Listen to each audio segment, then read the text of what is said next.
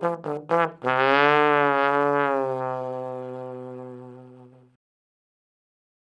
my name is Chris Washburne, and today I'm going to talk to you about the trombone and jazz history, and how the trombone found its way into be such a prominent instrument in jazz.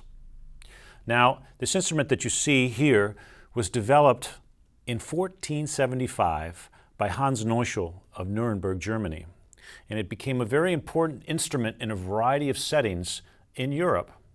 In particular, because the trombone has the range of the human voice, and also the trombones come in bass, tenor, alto, and soprano to match the ranges of the human voice, they were typically used in churches and religious settings to double the voices to keep everybody on key and on pitch. At the same time, though, the trombone has this vocal quality. It also has a loud and boisterous quality. And so it was oftentimes used in marching bands, in military bands, and for a variety of street parties. So kind of the two extremes of human experience, let's say, the heavenly and the hellish. When classical composers started to bring the trombone into classical music in concert settings, the first times that they would bring them in is oftentimes to represent thunder or the voice of the devil. This was the case with Beethoven's Fifth Symphony. The trombones are there to represent thunder. Or it could be like Mozart's Requiem, where again we were doubling voices and being very angelic. But it was really because of the role that trombones played in municipal brass bands and marching bands, is the way that it kind of found itself in jazz settings and early jazz settings. Because street parades and marching bands were really important, especially in New Orleans and well throughout the United States at the turn of the century into the early 20th century. And so what we got was that when early jazz bands started to form, they oftentimes adopted some of that instrumentation from those brass bands. So you'd have the trumpets or the cornets playing the lead melodies. You would have clarinets playing a counter melody, or sometimes what they call an obligato, which would be ornaments on top of the trumpets and around the trumpet melody lines. And then the trombones would play supportive roles and play another kind of counter melody to support those different melodies.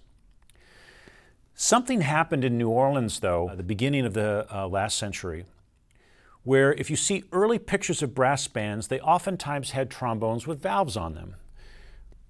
This was preferable in marching bands because if you're marching around on the street and you have somebody with a slide trombone, it can get kind of dangerous. But with the valve trombones, you didn't have the problem with hitting people. But someone started to bring in more slide trombones in New Orleans, and early improvisers and jazz musicians really enjoyed the fact that you could slide and scoop and sound like the human voice, like this. And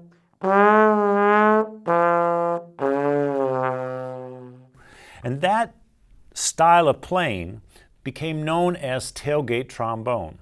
And the reason it was called tailgate trombone is that when bands would compete with each other to try to get gigs on the weekends, they would oftentimes go on a trailer, be pulled around by horses, and go around the streets and try to gather the biggest crowd around them. And whoever would get the most followers would get the most gigs. But the trombone, even on a trailer, had this problem of hitting the other musicians. So they'd oftentimes put the trombone at the tailgate, put the gate down, and they would play over that gate so they wouldn't hit anybody with these glissandi and glisses.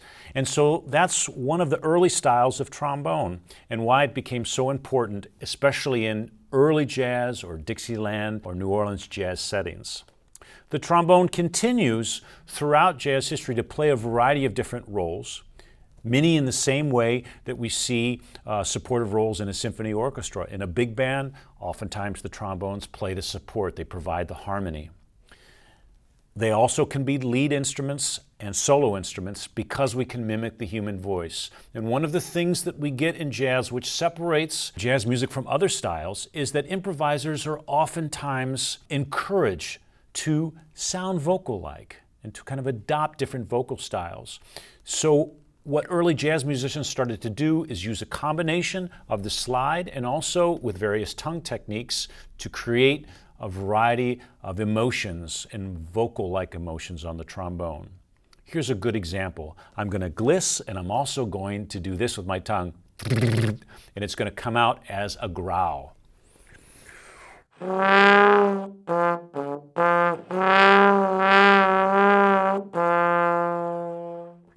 And it was because of this quality, good support, also vocal qualities of the trombone, that ensured that the trombone would play an important part in jazz for the years to come.